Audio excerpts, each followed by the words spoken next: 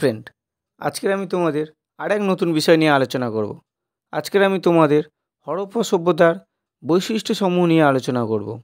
বলা যায় যে পৃথিবীর বিভিন্ন দেশে যেসব প্রাচীন সভ্যতার উন্মেষ ঘটেছিল তার মধ্যে অন্যতম ছিল এই হরপ্পা সভ্যতা।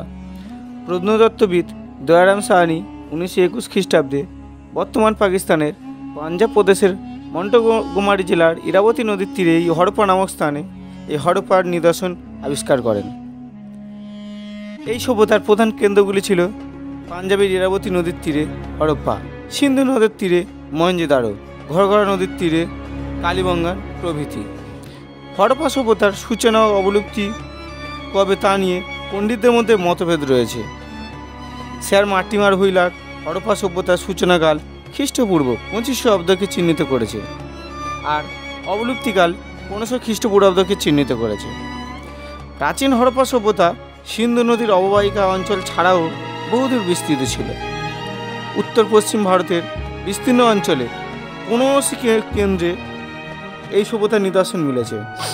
এই সভ্যতার আয়তন ছিল প্রায় 12.5 লক্ষ বর্গ কিলোমিটার। এখানকার বাসিন্দারা বিভিন্ন হাতিয়ার ও অন্যান্য সরঞ্জাম তৈরির জন্য পাথর এবং তামা ব্যবহার করত। এজন্য এই সভ্যতাকে তাম্রপ্রস্তর যুগের সভ্যতাও বলা হয়। পৃথিবীর বিভিন্ন প্রাচীন সভ্যতাগুলির মতো হরপ্পা সভ্যতাও নদীর তীরে গড়ে উঠেছিল। ইরাবতী, ঘরঘরা, শতদ্রু প্রভৃতি নদী ছাড়াও বিভিন্ন শাখা নদী ও উপনদীর অববাহিকায় এই সভ্যতার প্রসার ঘটেছিল। এজন্য হরপ্পা সভ্যতাকে নদীমাতৃক সভ্যতাও বলা হয়ে থাকে। হরপ্পা সভ্যতা ছিল একটি সুপ্রাচীন নগরকেন্দ্রিক সভ্যতা। এখানে সুবিন্যস্ত রাস্তাঘাট, পরিকল্পিত ঘরবাড়ি প্রভৃতি উন্নত নগর সভ্যতার সাক্ষাৎ বহন করে। হরপ্পা সভ্যতার অধিকাংশ গুরুত্বপূর্ণ কেন্দ্রেই উন্নত নগর জীবনের বিকাশ ঘটেছিল বলে প্রমাণ পাওয়া যায়। এই সভ্যতার অন্যতম নগরগুলি ছিল হরপ্পা, মহেঞ্জোদারো, কালীবঙ্গান প্রভৃতি।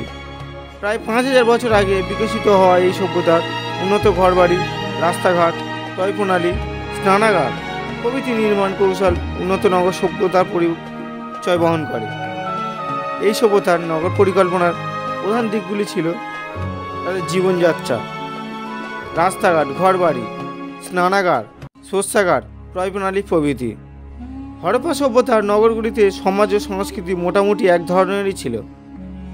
নগরের রাস্তাঘাটের নকশা, ঘরবাড়ি ও অট্টালিকা পরিষ্কার পরিচ্ছন্নতার প্রতি নজর ইত্যাদি পাওয়া যেত। হরপ্পা সভ্যতার প্রধান রাস্তাগুলি শহরের এক প্রান্ত থেকে অন্য প্রান্ত পর্যন্ত বিস্তৃত ছিল। রাস্তাগুলি ছিল তো প্রশস্ত, সোজা ও পরিপূর্ণ। রাস্তাগুলি 9 থেকে 34 ফুট পর্যন্ত চওড়া ছিল। রাস্তার দুপাশে বাঁধানো ফুটপাথ ছিল, ডাস্টবিন ছিল ও আলোরও ব্যবস্থা ছিল। হরপ্পা সভ্যতার শহরগুলিতে গৃহ নির্মাণে অধিকাংশ ক্ষেত্রে আগুনে পোড়ানো ইট ও রোদে শুকনো ইটের ব্যবহার হতো। বাড়িগুলি পাঁচিল বেষ্টিত ছিল। প্রতিটি বাড়িতে থাকত রান্নাঘর, স্নানঘর, শোয়ারঘর প্রভৃতি। শহরে দ্বিতল বাড়িও ছিল। উঁচু স্থানের বাড়িগুলিতে থাকত সাধারণত ধনী ব্যক্তিরা। মহেঞ্জোদারোর পূর্ব অঞ্চলে 180 থেকে 108 বর্গফুট মাপের একটি স্নানাগারও আবিষ্কৃত হয়েছিল। জলাশয়ের পাশে কয়েকটি ছোট ঘর ছিল। সম্ভবত মনে করা হয় এইগুলো পোশাক পরিবর্তনের জন্যই ব্যবহার করা হতো। হরপ্পা সহ বেশ কয়েকটি শহরে শস্যাগারেরও নিদর্শন মিলেছে। হরপ্পা শস্যাগারটি 200 থেকে 150 বর্গফুট পর্যন্ত উঁচু ছিল। ঐতিহাসিক এল ব্যাসামে শস্যাগারকে বর্তমানকালে রাষ্ট্রীয় ব্যাংকের সঙ্গে তুলনা করেছেন। হরপ্পা সভ্যতার রাস্তাগুলির দুপাশে বর্তমানকালের মতো উন্নত প্রয় প্রণালী ছিল। প্রয় প্রণালীর উপর পাথরের ঢাকনাও বসানো থাকত। এছাড়া নগরদুর্গ, ডাস্টবিন, ম্যানহোল, রক্ষণশীলতা ইত্যাদি হরপ্পা সভ্যতা উন্নত নগর জীবনের একটি নিদর্শন বহন করে চলেছে। তো এইভাবে আমরা হরপ্পা সভ্যতার সম্পর্কে, তাদের জীবনযাত্রা, তাদের রাস্তাঘাট, ঘরবাড়ি প্রভৃতি সম্পর্কে আমরা জানতে পারি। এরকম আরও রিলেটেড ভিডিও দেখার জন্য আমাদের চ্যানেলটিকে লাইক ও সাবস্ক্রাইব করতে ভুলো না।